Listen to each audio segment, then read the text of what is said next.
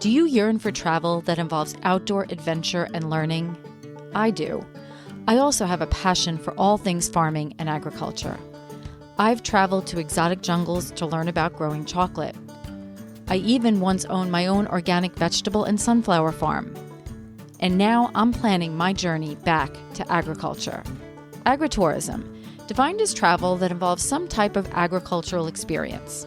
Agritourism is all about entertaining. But the marketing strategist in me knows that, at its core, agritourism is really about educating, and education affects change.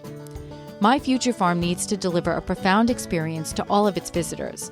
It needs to educate people about food, health, and climate. Join me to learn from experienced agritourism farmers and entrepreneurs and help me build my future farm strategy. And who knows, maybe one day soon you'll find yourself in a tropical jungle cutting open cacao pods with a machete, or savoring an outdoor plant-to-plate community dinner with 100 guests at a farm in Illinois. So let's tap into the agritourist in you. This is the second interview I did while in Sicily. This interview is with a dear friend, Helen Tarpinian. Helen is the sister of another dear friend who passed away over 10 years ago, my friend Steve Tarpinian, who was an accomplished swimmer and triathlete and ran the largest multisport company in Long Island. After Steve's passing, I became very close with Steve's parents, Rich and Mariana Tarpinian. Helen and I didn't keep in touch as frequently. Rich recently passed away, and Helen called me to let me know of his passing. And she called me from her second home in Terrasini, Sicily. When she called me, I had already been in contact with some Sicilian farms via the WWOOFing website and was tentatively planning to try to volunteer sometime in October. Helen and I kept conversing, and she helped me to learn more about Sicily and also helped facilitate some of my farm conversations. Ultimately, I found my farm in Marsala, Sicily with Gianfranco and Nino. But if I was going to go all the way to Sicily, I needed to make sure that I connected with Helen. I wanted to see her home and experience some of the sights through her eyes and the eyes of someone who has spent a lot of time working and living there. When I arrived at the Palermo Airport on October 11th, Helen picked me up and we went back to her beautiful home in Terrasini, Sicily. The bedroom I stayed in the first night had a view of the water and of the majestic Sicilian sunset. Mountains on one side of her home and water views on the other. She was also steps away from jumping into the Mediterranean waters. What a paradise. Helen is an American living part-time in Sicily. Her husband Vincenzo is from Sicily. So her perspective of Sicily and my small perspective from the 12 days I spent there became a conversation that I wanted to capture for the podcast. One story that we somehow forgot to talk about in the podcast, as there were so many stories to cover, was Rossalini's farm tour and Italian farm-to-table lunch in Terrasini. Rossalini not only has a farm, he is also growing several tropical fruits not normally grown in Sicily, such as papaya and avocado, but he is also growing coffee. Of course, I had to ask about cacao, and he actually did try to grow it, but they were hit with a frost and it didn't survive. But he is determined to try again. I definitely want to connect him with Jeff from Moka Origins, not only about the cacao, but also the coffee. The farm tour was amazing. We tasted our way through, and then we sat down for a real, authentic Italian farm-to-table meal. 3 courses, plus wine, and more wine, and an after-dinner cocktail made from passion fruit grown at the farm, accompanied by authentic Italian music and singing. Although I knew few words, I could feel this sense of family, connectiveness, and joy during this festive gathering. So join Helen and I as we explore my first few days and last few days in Sicily, which were filled with more family, more delicious meals, visits to historic city streets, markets and churches, hikes, majestic scenery, gelato, cannoli, and much love and connection. It was amazing and unforgettable. A very special thank you to Helen, Vincenzo, and Anthony for graciously welcoming me into their home and making me a part of the family. This is Jen Ross, your Agritourist podcast host. Enjoy my interview with Helen from Terrasini, Sicily. If you enjoy the podcast, subscribe, share, and comment. Ciao. So I am here with my friend Helen, who I love so much because I am in Sicily with her. And unfortunately, it's my last day, my last official day in Sicily, which makes me really sad. But I wanted to talk a little bit with Helen about this amazing experience. And it truly was it still is an amazing experience. But first, before we go into what we did, I want to introduce Helen, and I want her to talk about why is she in Sicily? Because she is American, and what brought her to Sicily, which I know was many years ago. So I want her to tell you a little bit about that story. So welcome, Helen. Thank you, Jen, for having me, and it has been a great visit with you here. I'm in Sicily because I literally fell in love with this place over 40 years ago when I came for the first time. And it was about the sights, the sounds, the culture, the people, the food. The flavors are intense, and the weather is very strong. If you have wind, you have strong wind. If you have sun, you have strong sun. You have, it's vibrant. I think it's a vibrant, intense place. I also met my lifelong partner, love of my life, while I was in Sicily.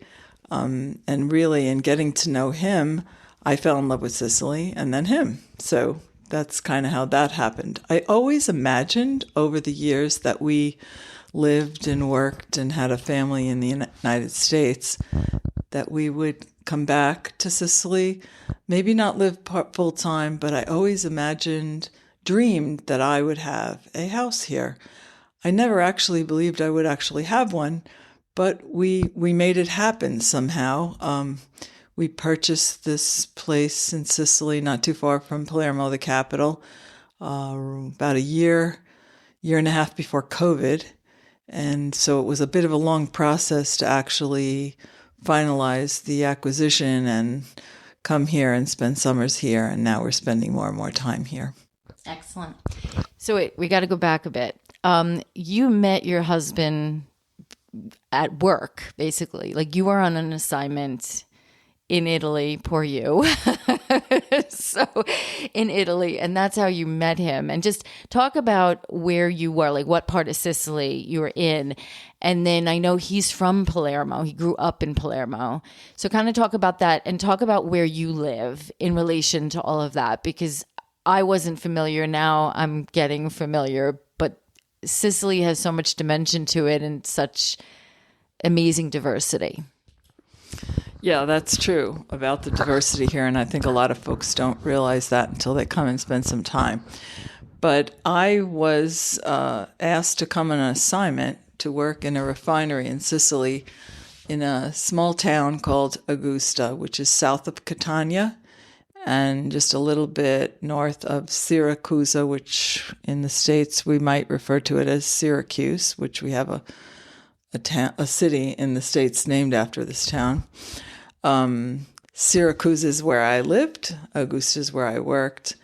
And I was offered this assignment. I said yes right away. And they were literally shocked and asked, didn't I want to maybe think about it, talk to the family? And I said, well, could you just let me know how serious you are about this offer? And the director said, well, let me put it to this way, Helen. It's right now you have one foot on the plane. If you say yes, you have the other foot on the plane. And I looked at him and I said, well, I say yes. And that's kind of how it started. So I got this assignment. It was supposed to be 10 months. It went into over 2 years. And yes, I met Vincenzo. Now, Vincenzo came to work in Syracuse, which is on the other side of the island from Palermo, where he's originally from, and graduated from the University of Palermo. We were both, and still are, chemical engineers working in this refinery. So that's how we met, and that is on actually the opposite side of the island of Sicily from where I ended up getting a home and living. So that would be on the eastern side of Sicily, south of Catania. Catania is south of Taormina. Both Taormina, I know, is a very popular and famous area for many folks they're familiar with. And Palermo, Sicily is somewhat of a triangular-shaped island. So, one of the points maybe would be Palermo, and the other 2 points might be sort of Catania, Syracuse. Excellent. So we're in Terrasini now, correct? Okay, that's where your home is. So when you came to work here, was that your first time in Italy? My first time in Italy was actually a few years earlier than that. I came very first time with my mother, and we visited Rome, we visited Florence, and Naples. My mother's family is from outside of Naples, and I loved it. I just loved that trip. It was a short trip. We also visited some family. She had a few relatives still here in Italy, but I'd never been to Sicily. No, my first time to Sicily and my second time to Italy in general was when I came for work in the mid-'80s. So since you've been to some other parts of Italy as a whole, and now you've lived in Sicily, what are some of the differences? Like, what do you deem, as someone who wasn't from here, what do you think are some of the differences? So Italy is very rich in diverse regions. So I think that I also do like a lot of other parts of Italy. Sicily is south, way south, and any of the regions or provinces south of the Rome area are distinctly different in attitude, mentality, and general. Of course, it's warmer, but I would say that there's also always been the feeling that the northern Italians are more industrialized. A lot of people from the south, many have moved because of the lower socioeconomic conditions. So to find jobs, tourism over the last several years has become so huge, and people have discovered how amazing the southern part of Italy is, with Sicily, Calabria, Puglia. That's the southern part of the boot, if you will, of Italy, even Naples. And people have become so appreciative of these southern cultures. I think the tourism has helped boost the economy of these areas. But it's still, in terms of young folks' job finding, they tend to move more to the north. The South has the aspect that there's more crime, it's dirtier relative to the North, and that all depends on where you are in the South and all. But again, I go back to the intensity of what Sicily is about. And also, Jen, as you mentioned, that diversity piece to me is very fascinating. The history and the rich history of Sicily. And if you know how many different civilizations have come through here, lived here, conquered, mixed, I'm extremely fascinated by it, and it has created a people that are different, a little bit different maybe, but very interesting. I mean, you're going to see dark-skinned people, light-skinned people here, blonde people. I mean, the Vikings were here. Africans, the Moors came, the Arabs. Yeah, we've got so there's this is a melting pot, if you will, of very, very incredible cultures. So yeah. So this is my first time in Italy, my first time on this side of the planet. Most of my adventures have been to Central America and the Caribbean and the United States. So this has been an amazing experience. I flew into Rome, transferred to a flight to Palermo, and you picked me up at the airport, which was just a nice, quaint airport with an I Love New York sign right there, which was a nice, welcome. I thought that was funny. And so I came to your home, which is absolutely beautiful, with this view of the water that is breathtaking, and there's mountains around us, and it's absolutely beautiful here. And pretty much right after that, you drove me down. My first adventure here was at the farm in Marsala, at John Franco's farm. And, I'll obviously speak about that in a little bit more depth, but you and your husband, Vincenzo, drove me down there and left me for a week to harvest olives and all sorts of vegetables, and have, really get to know Marsala, which was an amazing, it was such a beautiful, quaint and historical city. And then you picked me up, and what was the town we stopped in? So we came through Mozia, which is where there's a lot of salt mines, where they mine the salt from the Mediterranean. So we just took a sort of a scenic ride along the water and viewed that. And then we came into the city of Trapani. And Trapani is I want to say sailor town, not really. It's a city. But off the coast of Trapani are 3 islands that are very well known in this area. They're called the Agadi Islands, and they are exquisite. It's pristine. One of them is not inhabited. The names of the islands are Levinson, Marettimo, and Favignana. Favignana is residential.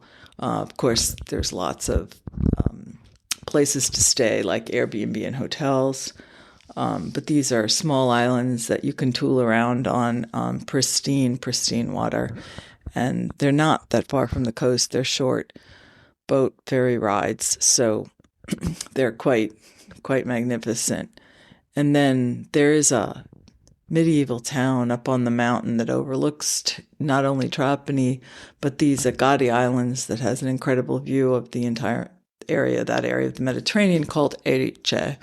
And Erice is a place where many research scientists convene on a yearly basis to do big conferences. And it is a small medieval town that is definitely worth going to see if you come to this area. So we had lunch, and then we came back here. And I want to comment on something unique to me is in Sicily. I can't speak for other parts of Italy. You might be able to. You eat lunch at a certain time of day, and you eat dinner at a certain time of day. Very different than American culture, which is very varied depending on your commuting hours. So why don't you just explain that? Because I think, many people probably know that about this part of the world, but I didn't, to the extent of how it's shared. Like everyone shares that same type of schedule and culture. And that's so unique to me as an American. So I know it might be obvious to some people, but let's talk about that. Yeah, that's a good one, because even though you may know it and, I know they have a midday meal and then they shut down for a few hours and they have a siesta, rest time, and then shops may open again and you have an evening and it's later. That's all fine and good to say, yeah, I know about it. I talk about when you come here and you live it, it becomes very real in the sense that at one-ish, 1 o'clock, between 1 and 2, people don't like to call anybody and disturb them because you're having your pranzo, your midday meal. Shops are down. Like, shops don't want to talk to you after 1 o'clock. Some places do, like a supermarket will stay open all day, but otherwise, the general population this is very important. And then the dinner in the evening is later. You come here, you think you're going to eat at 6 or 7. That ain't happening. 7:30 is considered very early. Go to a restaurant, you could eat that early, but you're going to be one of very few. 8, 8:15, 9, you're having you're having another meal.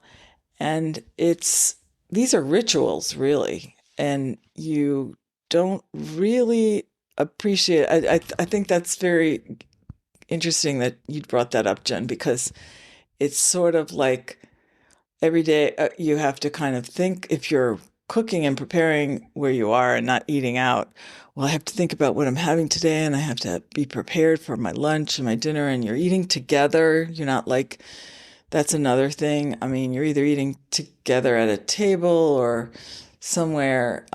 There's more of a sense of, this is something we all do at this time of day, and everything else sort of needs to stop. Then there are those, not everyone, but many folks that if they're not actually sleeping to take a nap, they are resting right after they eat. And again, like, it's sort of a no-go zone in terms of, don't go calling Sally today or Andy or whoever at 2:30, 3 o'clock. That's not a good thing. Wait till 4:30, because, they may be eating, they may be relaxing, that sort of thing. So yeah, it is a part of it. And that is probably different as you go further north in Italy, where it's more industrialized.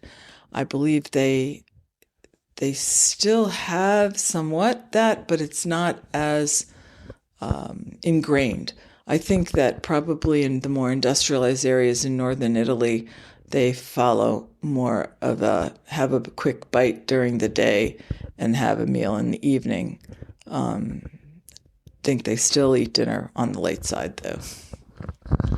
Yeah, I mean, even at the farm, Gianfranco, when we were working, we like between 1 and 2:30, whether we were in the field or at his home, at the farm, at the home, we stopped and we had lunch. Sometimes it was more elaborate than other times. And then, yes, dinner was always at the same later hour, which again, it was different than my normal schedule, but I adjusted.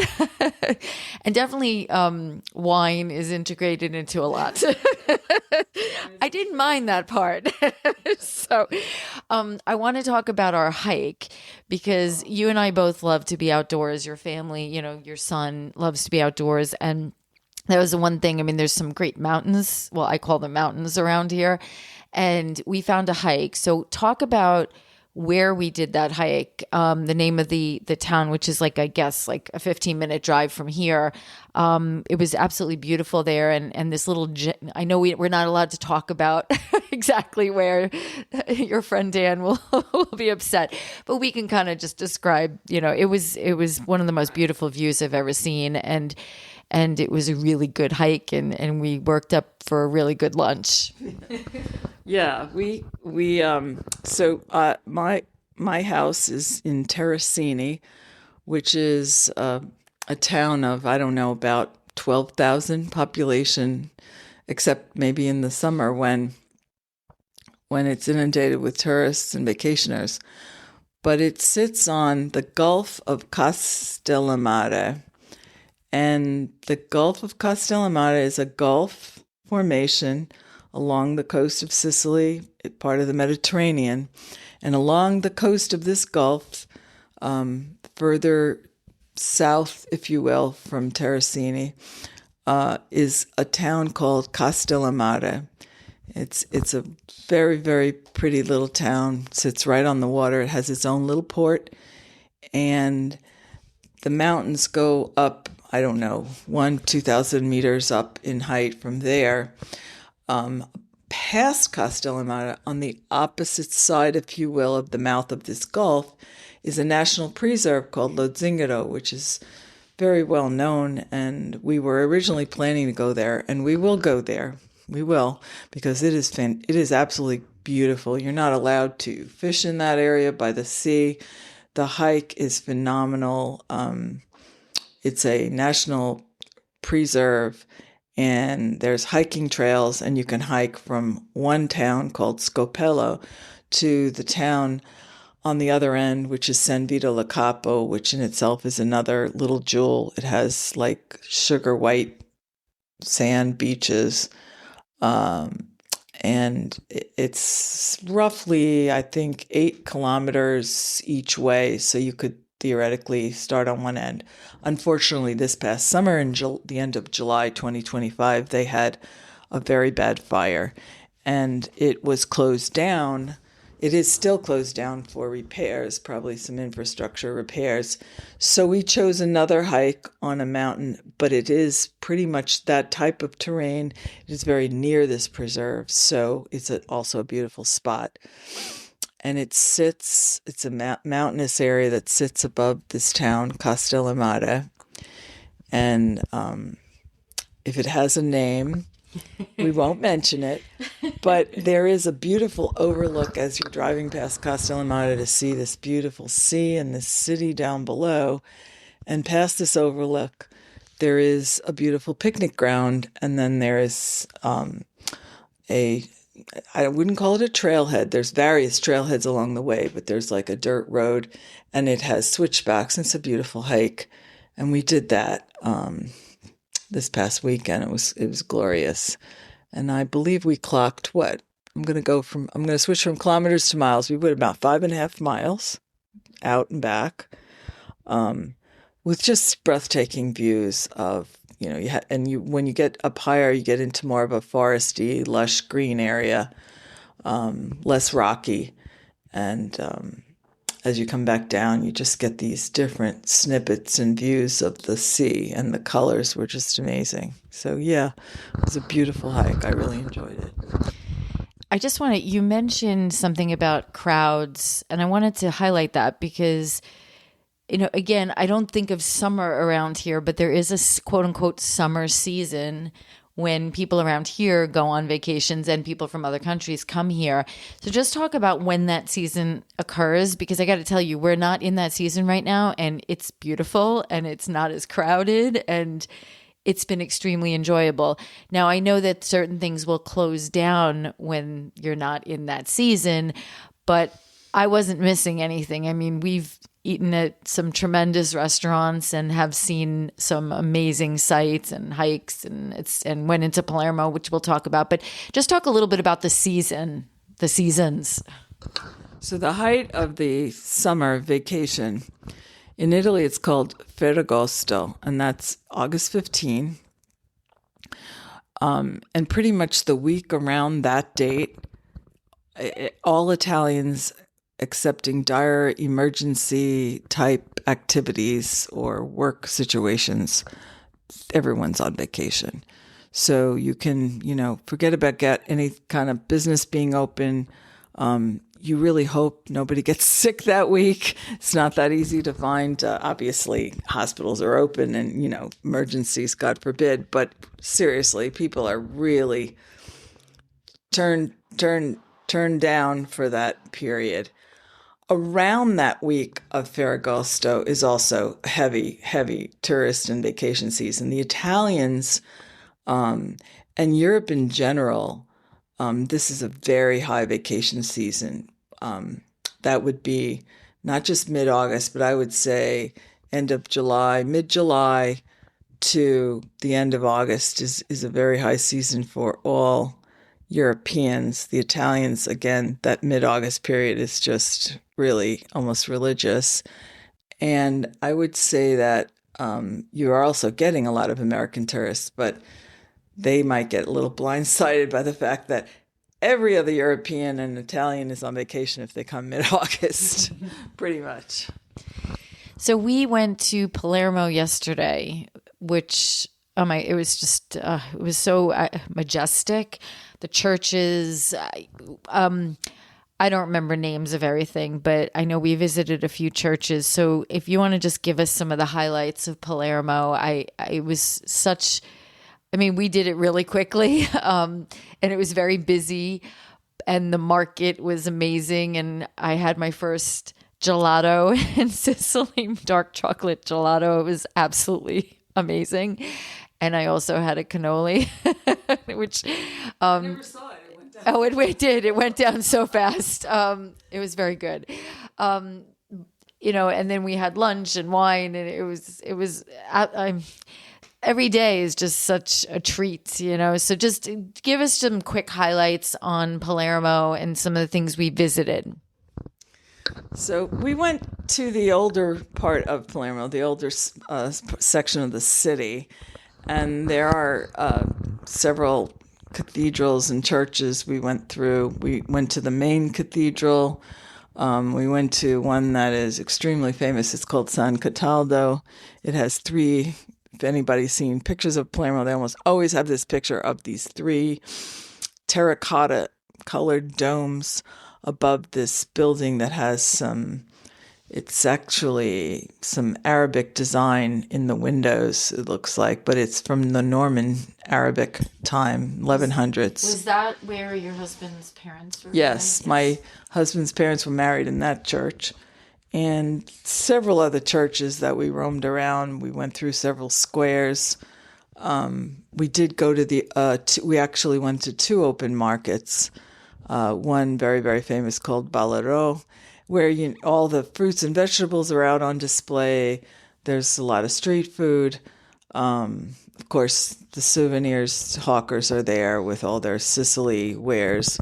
But you're really out and about, in the open air. We went down some streets that have become pedestrian streets where the cars can't go, which was nice. Lots of shops.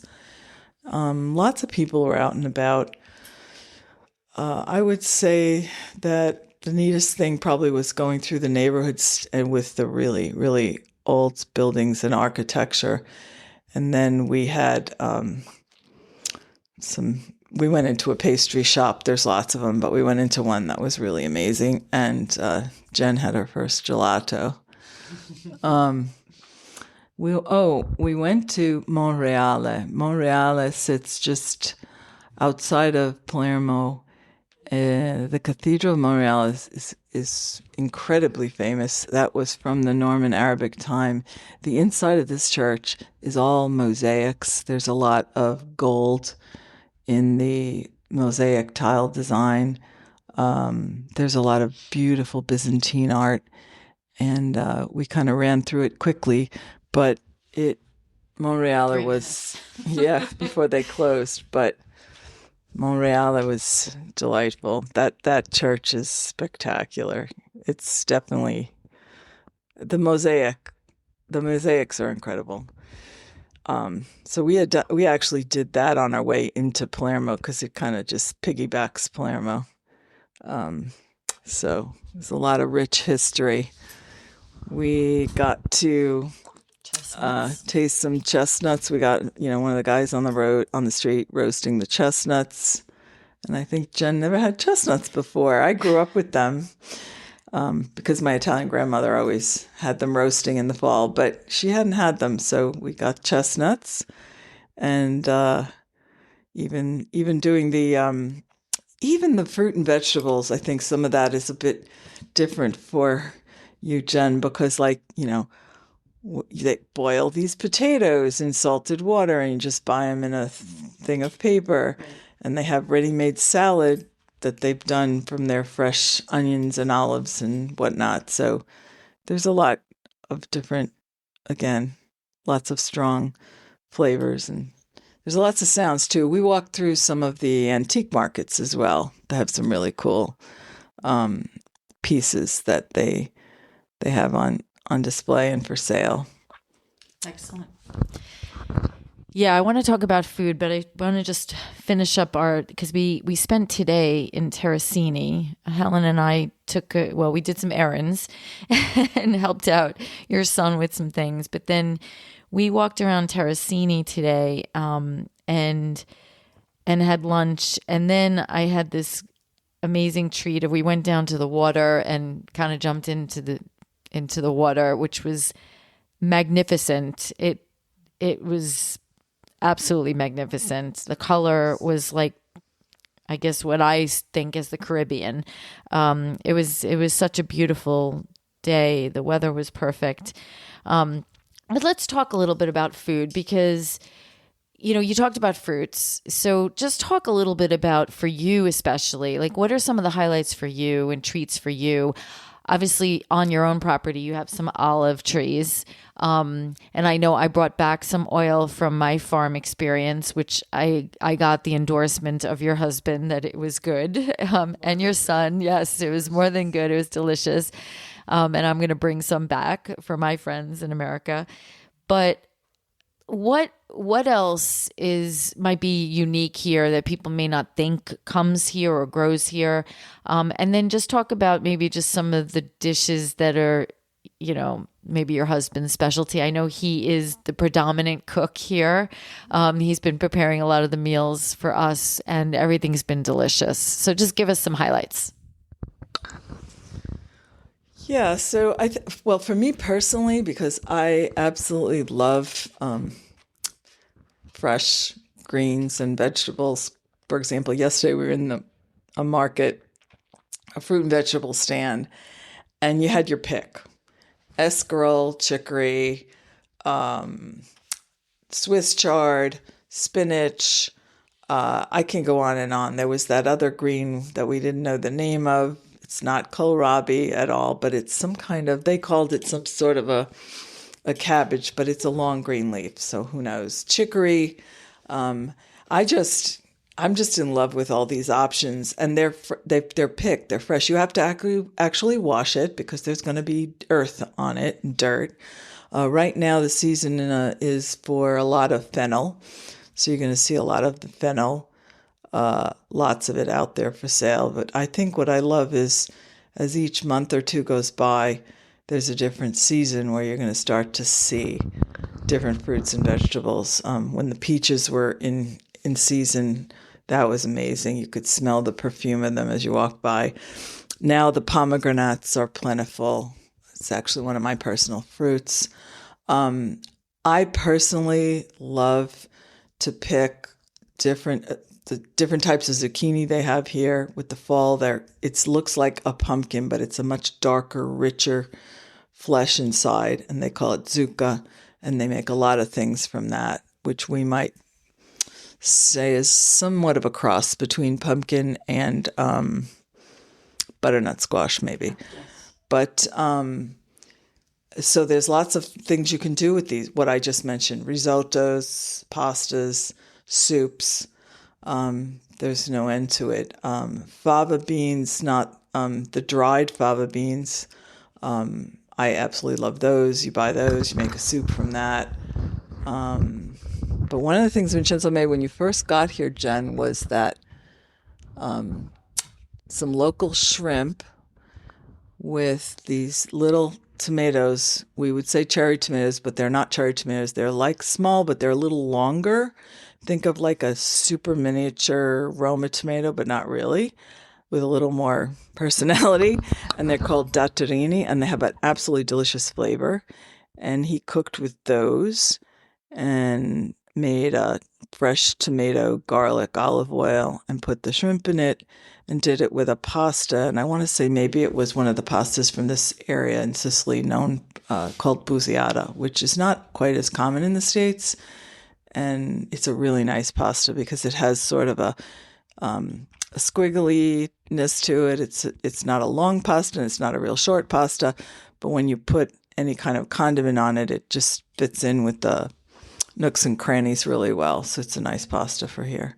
So that was a really good meal. But yeah, we've done a lot of different things with the fresh produce. That's my thing. That is my thing. It's always been, and I love it. Tell us your favorite dish. Like, if you could have one dish, what would be your favorite dish that he makes?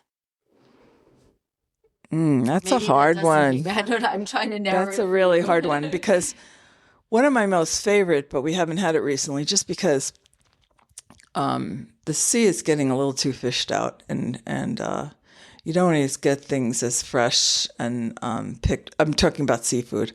One of my most favorite things that Vincenzo makes really well is linguine with clams. And the clams from here, when you get them fresh, they're very tiny. They're smaller than our little necks, and they have a lovely flavor. I love our northeastern clams, by the way, the little necks too. But these are really exceptional. And I think that's my favorite dish. However, we don't have that very often right now. It's just I just don't feel like it's a sustainable thing to do, so I don't have as much of that. I like the mussels that he makes mussels in different ways, in like a soup, broth, or with pasta. Those are some of my absolute favorites. But next to that, there is a vegetable I didn't talk about, the one with the cucuzza. Tenerumi is the name of the greens that goes with the squash.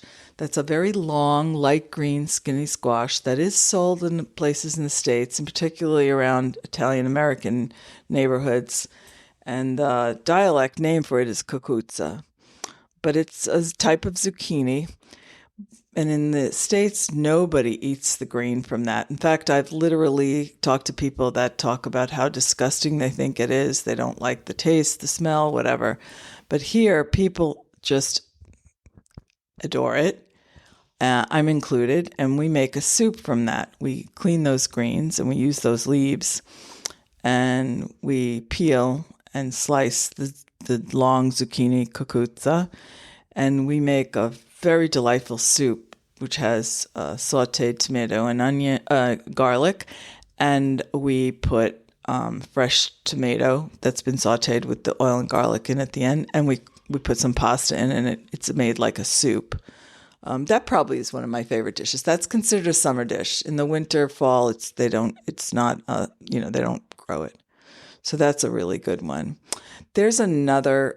There's so many though. Now what's extremely plentiful is cauliflower and broccoli, and there is a pasta dish with cauliflower that is. You haven't had it, and I really have to make it for you, or Vincenzo. But the cauliflower that you cook and you kind of mash it down. You saute lots and lots of onion, and you cook it with pinoli nuts and saffron, a lot of saffron. And typically they'll put a little bit of anchovy in it, but you don't have to put that in. So, that's an option. You can make it completely vegetarian by not putting that in, but it's basically saffron with some pinoli nuts.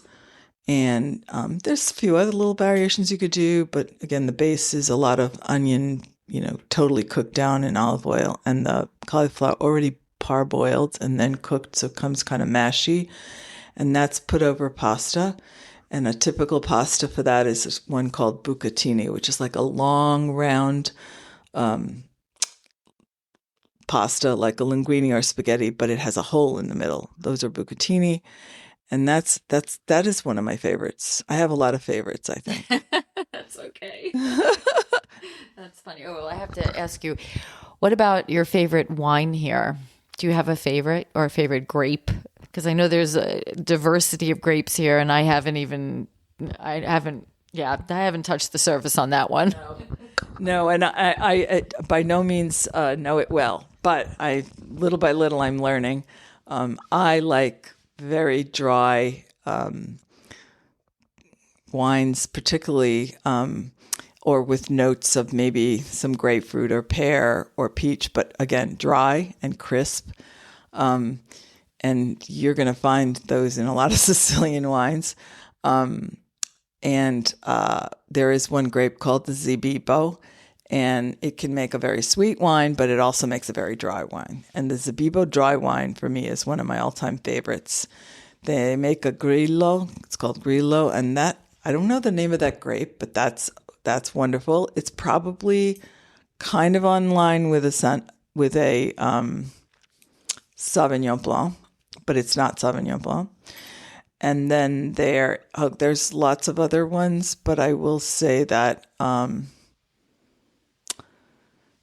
Chardonnay I never, ever liked because I don't like oak flavor in my wine.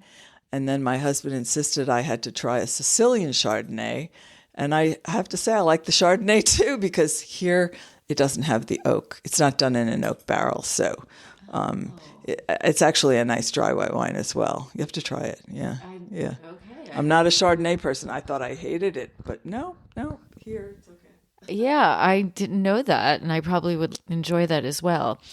So, okay, so you are an American who, you've been spending more time than ever before here. I guess, what's the biggest adjustment? What do you miss about living in America? What are the things that you miss? And what's been the biggest adjustment for you living here? Well, I think I miss the, maybe we're all going to laugh about this, but I miss my yoga studio, my yoga classes. And I can do yoga here, but I had a certain discipline there and a certain studio that I liked. And I think I was more disciplined about that. I miss my bikes, but I can fix that here. But I think that I felt safer on some of the roads. And here I need to pre-plan. There are places with bike routes or trails, bike lanes, but not right where my house is. So it's things like that where I think where I lived in the U.S., it was much easier for me to navigate activities I wanted to do. I do miss my car because I enjoyed a really nice sports car in the States. Nothing super high end, but I just really loved it and I enjoyed driving it. And I don't want it here because it would get ruined on these streets. And driving here is pretty insane. Sometimes I don't mind the driving here. It's kind of fun because I like to drive. But sometimes you just want to not be worried about getting in the car and thinking you're going to have to be on a super alert with your eyes and ears everywhere. Not that you shouldn't always be alert, but here it's really a different experience. And I can say that it doesn't scare me and I embrace it. But sometimes when I'm going back to the States, it's like, oh, I know what to expect here. That's okay. I have enough room. My lanes are not like where I think, one of us has to back down, or go in reverse to let the other one pass or something like that. I don't know. It's some things like that. I think it's mostly that. And I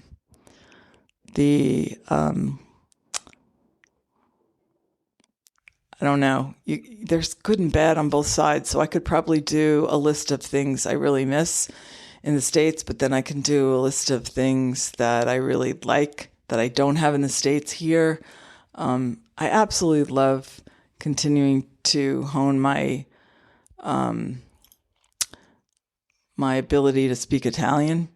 I'll probably always have the American accent, but the more I use the language, I keep learning more words, more nuances. I can read in Italian now a little bit better, or a lot better. And I really enjoy that. I find the dialects fascinating. One thing that I think is much better here is sense of community and people coming together. I find it easier to get together with groups of people and socialize. I have more friends here. I could have friends, and I do have friends in the States, but it's not as easy, and it's not as social. And I think that's something that's, when I'm in the States, I miss it. But one thing about being in the States that I miss now is I can have a little more quiet and a little more take a breath. Here, things can get a little frenetic, and sometimes you just have to do a timeout because you don't want to, the noises are too much, or the crescendo of conversations. I mean, here you can listen to people talking.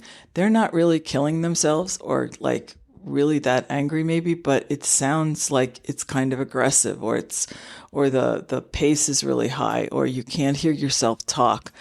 And I think in the States, we don't have that type of environment that much. Sometimes I don't mind it. Sometimes I'm actually part of it, like with my friend Cinzia, we can elevate, but that's something in the States that I actually like better. It's funny you said that, because I definitely, especially someone not knowing Italian, listening to the conversations, it sounds like they're getting heated all the time, and they may not be, but it's just like, the intensity of the conversations. And the rapidness of the conversation. I'm just in awe. I'm like, but it can be, even as a bystander, exhausting because you don't. And I also, I don't know what's going to happen next.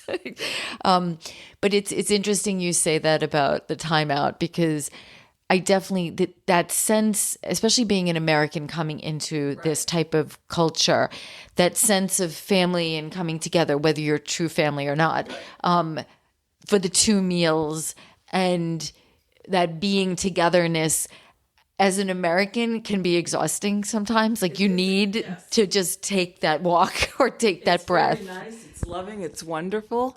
But then, okay already. That's great.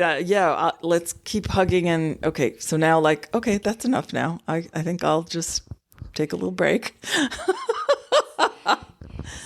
So true. But overall, I mean, I'm taking a flight out from Palermo tomorrow to Rome, and from Palermo to Rome and back to the States. And I definitely am going to miss it and miss you and miss your family. This has been such an amazing experience that I'll never forget. And I hope to be back. I feel like I have family and friends here because of what we just talked about, this home away from home. And it just was, I met such a diversity of people, yet you all share that family friendliness and sense of community, which I really enjoyed. So before we go, you need to say something to my listeners in Italian. I do? Yes, you do. Well, to finish up on that topic, though, let's say John Franco, the young man that you went to farm with, who owns this farming business with his partner, when we spoke with him today on the phone, you can hear in his voice the sincerity of how much he enjoyed having you, and that there's a genuine care of your well-being. I mean, that's after you spent not even a full week with these people, right? So it's a very down-to-earth experience. That's really nice. Yeah. So, one thing we could say in Italian is, there's so many things we could say. Mi è piaciuto tantissimo questo tempo, anche se molto breve, di avere questa cara amica con me qui in Sicilia. And so what I said was, I really, really enjoyed, even if it was for a brief moment, to have a very dear, close friend to enjoy this place with me. And I will say one more thing in English, that it was so nice to see you, Jen, embrace the culture in an organic way, not as the tourist with the quotes around it, but as someone who was really here curious, asking lots of good questions, some of which I didn't know the answer to, and making yourself, immersing yourself in this. I think that I'd like to say that that's so, if you are that type of person that can do that, that's how you're going to really get the vibe of this place. So, spero tantissimo che torni e ci vediamo spesso. And I hope very, very much that you come back and we get to see each other more often. I can't wait for that. Thank you, Helen. I really appreciate this. This was fun. And Helen is interested in doing a podcast from Sicily. So we'll keep you posted on that as well. Stay tuned. All right. Thank you. I hope our Agritourist podcast prompts you to think more about where your food comes from, whether it be your vegetables, fruits, meats, and even those sweet treats. Don't forget to subscribe and share this podcast with someone you think may truly benefit from or be inspired by it. Visit us at agra-tourist.com. Until next time.